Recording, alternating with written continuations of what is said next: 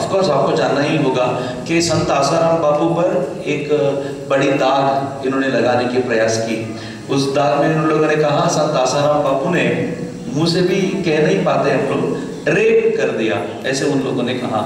हर रोज TV में आने लगा कि ये संत आसाराम संत बापू नहीं है, ये रेप बापू है। हम लोगों ने देखा, मुझे बहुत दुखद बात यह है, हमारे में जो आसाराम बापू के आश्रम में आते थे, शायद मैं कभी आसाराम बापू जी के आश्रम में नहीं गया। मैं कॉलेज में जब जाता था, इंजीनियरिंग कॉलेज में पढ़ता था, तब आसाराम जी का सोनी में देखता था, क्योंकि मुझे वो 20 मिनट कॉलेज में जाने से पहले नाश्ता करने का टाइम मिलता था। तभी से मैं आसाराम जी बापू का प्रवचन सुनता आया हूँ, लेकिन कभी आश्रम नहीं जा पाया मैं। लेकिन जब लोगों ने बताया कि ये रेप बापू है, मुझे लगा इसमें कुछ गलत, दाल में कुछ काला है। हालांकि मैं आश्रम कभी नहीं गया, मुझे लगा कि दाल में कुछ काला है, लेकिन जो लोग आश्रम रेगुलर जाते थे वो भी हंसने लगे इसको देख के, हाँ ये सच हो सकता है। मुझे इसको देख के बहुत आश्चर्य होता है, जिनके मन में श्रद्धा होनी थी उनके मन में ही जब श्रद्धा की खोट होता है तो कौन किसको बचा पाता है। तो ये बात हम सबको जानना चाहिए। आप थोड़ा समझ लीजिए, जो कुछ आज हो रहा है, जो कुछ आपके सामने आज दिख रहा है वो सच नहीं है, इसके पीछे बहुत कुछ और है। जो रेप बापू इनको कह दिया गया, मैं हमारे जो लीगल फ्रेंड्स थे, जो एडवोकेट्स थे, उनसे बात भी करके रखा है। आसाराम जी बापू एक बार वापस आने दीजिए उनको, बाद में हम लोग एक लड़ाई लड़ेंगे जिसके ऊपर ऐसी लड़ाई हो जिसको एफआईआर में रेप की बात ही नहीं है, जिसमें एफआईआर में रेप की बात ही नहीं है। आप लोग रेप कैसे कह सकते हो? हम लोगों को एक मुहिम छिड़ना चाहिए, ऐसे मुहिम हम सब मीडिया वालों से पूछेंगे। आपको अब सॉरी मांगना चाहिए, आपको अब आसाराम बापू के आश्रम में आना चाहिए और उनके पैरों में पड़ के गिड़गिड़ाना चाहिए कि हमने गलत कर दिया।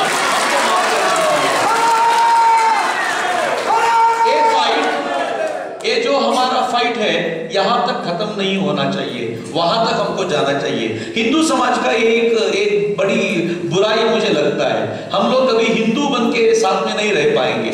हम लोग मारवाड़ी हो सकते हैं, हम लोग जैन हो सकते हैं, हम लोग बौद्ध हो सकते हैं, हम लोग कर्नाटका में अगर जानना चाहते हो तो हम ब्राह्मण हैं, हम लिंगायत हैं, हम गौड़ा है। अगर हमारे ऊपर कुछ होता है तो हम लोग एकजुट हो जाते हैं, लेकिन हिंदू समाज में कुछ होता है तो हमारा काम नहीं है, किसी और का काम है, ऐसे चुप हो जाते हैं। लेकिन आज के बाद ऐसा नहीं होना चाहिए। ये पहले बार आसाराम बापू के ऊपर नहीं हुआ है, आसाराम बापू जी के ऊपर ऐसे बहुत सारे आरोप लगाए गए। बहुत लोगों ने बताया आसाराम बापू जी के गाड़ी में 1 करोड़ मिला, 10 करोड़ मिला, 100 करोड़ मिला। एक बार मैं सुन रहा था आसाराम जी बापू के प्रवचन, उन्होंने कहा 1 करोड़ कह के मुझे अवमानित क्यों करते हो, 100 करोड़ बोलो, 1000 करोड़ बोलो, तब मजा आता है ना। बोलना है तो बहुत बोलो, ऐसे छोटा मोटे क्यों बोलते हो।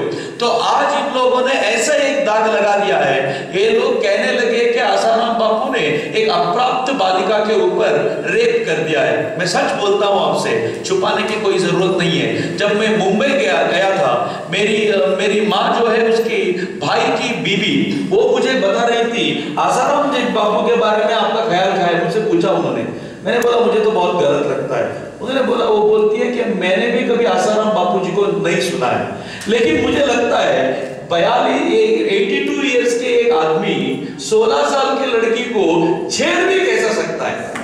इसने बोला तो मुझे भी अकल में आया, ये भी एक क्वेश्चन पूछने जैसा है।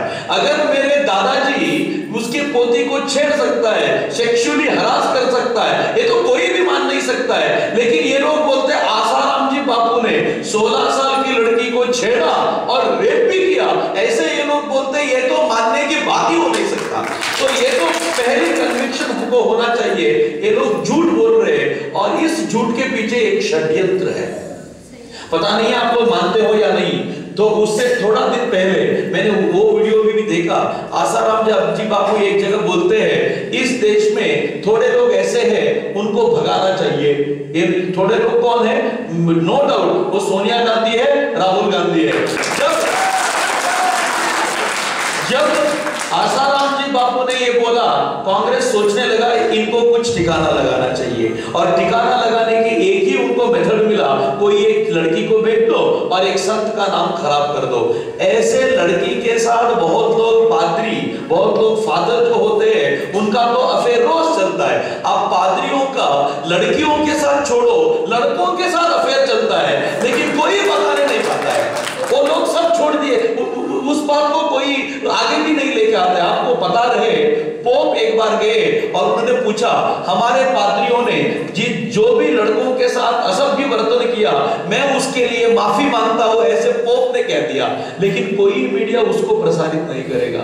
मीडिया जब भी हिंदू संत कुछ करेगा तभी मीडिया पीछे आ जाएगा और मीडिया झूठ बोलने भी लगेगा। आप याद रखो, इसके पीछे मीडिया का एक षड्यंत्र है।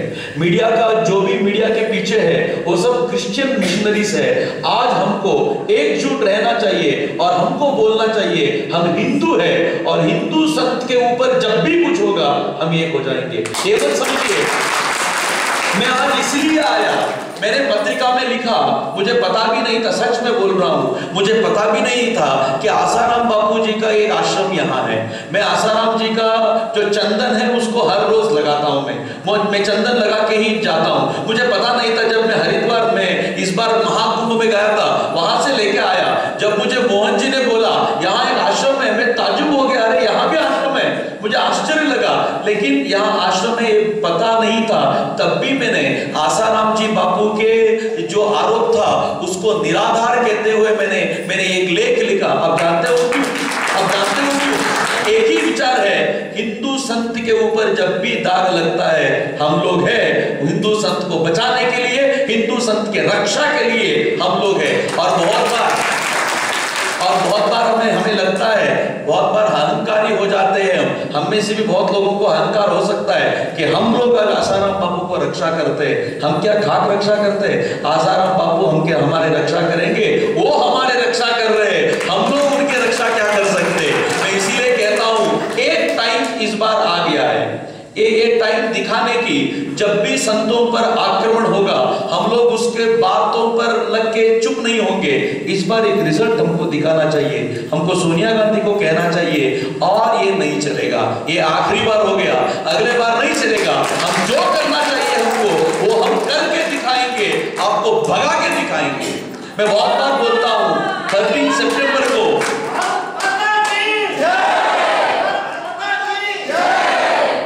13 सितंबर को जब अनाउंसमेंट हुआ कि इस देश के अगले पीएम कौन होना चाहिए, तो मुझे डर लग रहा था कि 13 सितंबर बहुत डेट तो अच्छा नहीं ऐसे लगता है। तो मैंने किसी संत से पूछा, किसी एक ज्योतिषी से पूछा कि आज का दिन अच्छा है? उन्होंने बोला बहुत अच्छा है आज का दिन। आज का दिन मूला नक्षत्र है। मैंने पूछा मूला नक्षत्र क्या होता है? उन्होंने बोला मूला नक्षत्र तो एक का मूल भद्र करता है और एक का मूल उखाड़ के फेंक देता है। मैंने पूछा क्या क्या होगा? उन्होंने बोला इस देश में हिंदुत्व का मूल भद्र होगा और जो गांधी का नाम कहते फिर रहे ना, उनका मूल उखाड़ फेंकेगा। यही मूला नक्षत्र का विशेष है, ये होना चाहिए। हम सबको इस विचार से एक प्रतिकार लेना चाहिए। लोग समझते हैं आसाराम बापू के जो अनुयायी हैं वो तो श्रद्धाहीन हो गए। मैंने भी पत्रिका में पढ़ा तो मुझे ठेस लगा। एक दो आदमी आए और आसाराम जी बापू को जिन्होंने जो लैंड दिया था, जो जमीन दिया था, उसको वापस लिया उन्होंने, तो मुझे ठेस लगा। टीवी में दो क्या रिपोर्ट देखा और आसाराम जी से आपका श्रद्धा उठ गया। अरे आप क्या भक्त हो, क्या हो सकते हो आप भक्त? आप भक्त थोड़ी हो। जो टीवी में देखा उसको आप मानते हो और जिस गुरु के कारण आपके अंदर ज्योति जगा है उसको आप श्रद्धा से दूर कर रहे हो। सोचो, श्रद्धा की बात यह है आसाराम जी बापू सत्य है और आसाराम जी बापू पर हमारा विश्वास है। अगर ये विश्वास आपका अटूट रहा तो आसाराम जी बापू वापस आ जाएंगे। सिर्फ वापस ही नहीं आएंगे, आज जो है उससे ज्यादा उनसे हम प्यार करने लगेंगे। अगर ये विश्वास आपको है तो हम सब एक हो जाएंगे।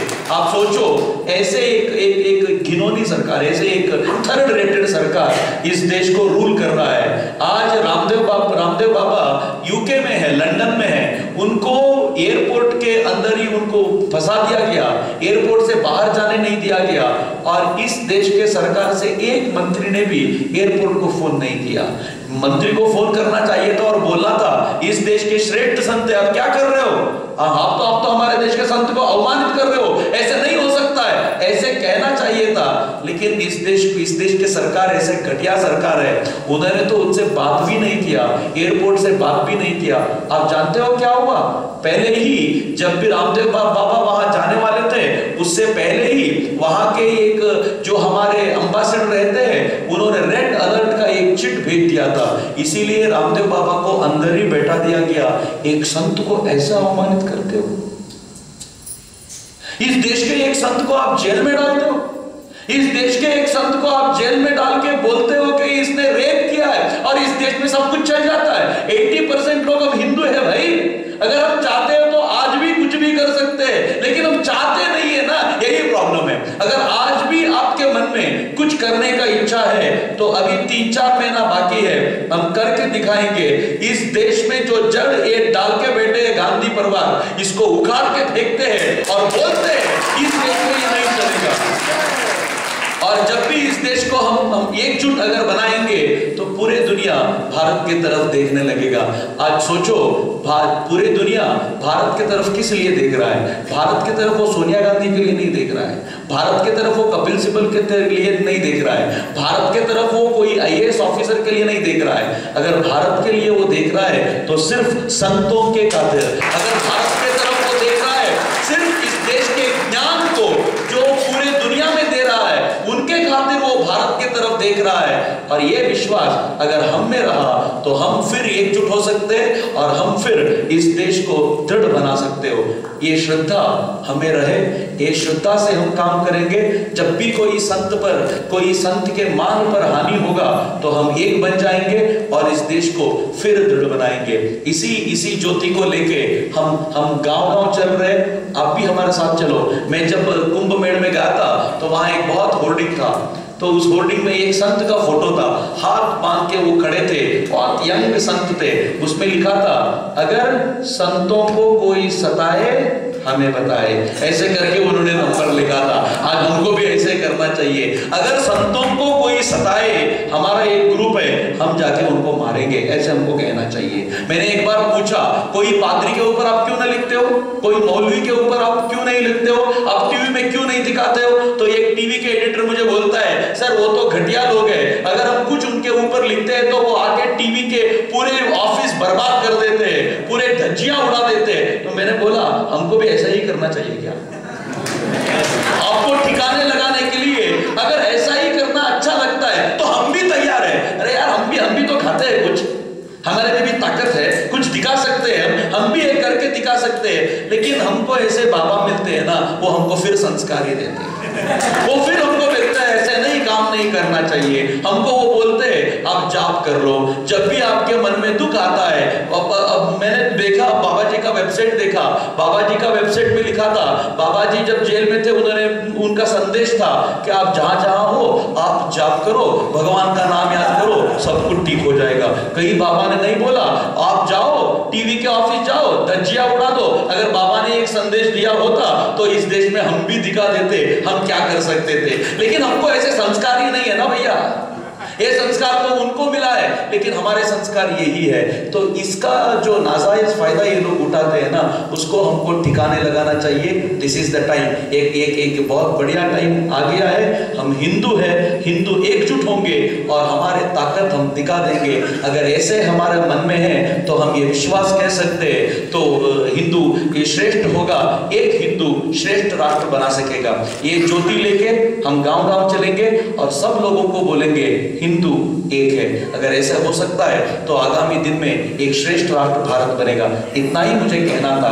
आप लोगों को देखने के लिए मैं आया कि श्रद्धावान लोग जितने बचे हैं, उनसे अगर हमारे वार्तालाप होता है ना, हमारा श्रद्धा भी 100 टाइम बढ़ जाता है। इसलिए श्रद्धावान लोगों को देखने के लिए मैं आया था। आपके श्रद्धा अटूट रहे, और जिनके श्रद्धा थोड़ा भी हिल रहा है ना, उनको भी बोलो कि बाबा जी ऐसा नहीं है, बापू जी ऐसे नहीं है। तो आप अगर अब श्रद्धा से हट जाओगे तो बाद में पछताओगे। ऐसे उनको भी हम कहेंगे, सब लोगों को लेके आएंगे, सब लोग एक मिलकर एकजुट होकर हम बाबा जी के साथ रहेंगे। और याद रखो, जब बाबा जी निर्दोष होकर वापस आएंगे ना, या वापस आके निर्दोष होंगे, तब कोई टीवी नहीं बताएगा कि बाबा जी निर्दोष होके आ गए। लेकिन हमको लेके जाना है। नहीं, चिंता नहीं है, हम अगर बताएंगे या नहीं, संतों का तो जो प्रभाव होता है वो अपने आप में मस्त होता है, जिसके ऊपर उसका प्रभाव होना है वो होता ही रहेगा। लेकिन इस मीडिया का जो ये षड्यंत्र है इसको जानना होगा। इसीलिए मैं विनती करता हूं, जब भी दूसरे संतों के ऊपर ऐसे आरोप आता है तो हमको भी इसको बढ़ावा देना नहीं चाहिए। ये प्लीज आप याद रखिए।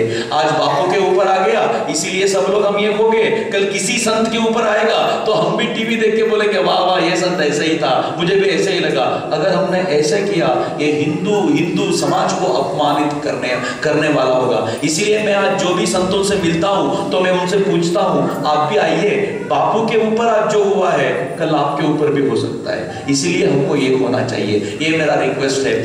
मैं खुशी से आज बताता हूं आपको, जब मैंने विजयवाणी में इस आर्टिकल को लिखा, एक संत ने मुझे फोन किया और उन्होंने बोला मैंने आज इसको 20 संतों को पढ़वाया है। और उन्होंने बोला मुझे, और मैंने संतों से कहा है ये चीज हमारे साथ भी हो सकता है, इसीलिए हमको ये होना जरूरी है। ऐसे मैंने कहा, ऐसे उन्होंने मुझे बोला तो मुझे खुशी हुआ, अच्छा हुआ। मेरे एक लेख से अगर लिखना हुआ तो ये भाग्य है, बापूजी ने आशीर्वाद किया है इसलिए लिख पाए। लेकिन मैं बोलता हूँ हम सब एक हो जाएंगे और कुछ करके दिखाएंगे। मैं अब जयतु बोलता हूँ तो आप हिंदू राष्ट्रम बोलेंगे, ठीक है? मेरे साथ करेंगे जयतु हिंदू राष्ट्रम, जयतु हिंदू राष्ट्रम, जयतु हिंदू राष्ट्रम। धन्यवाद।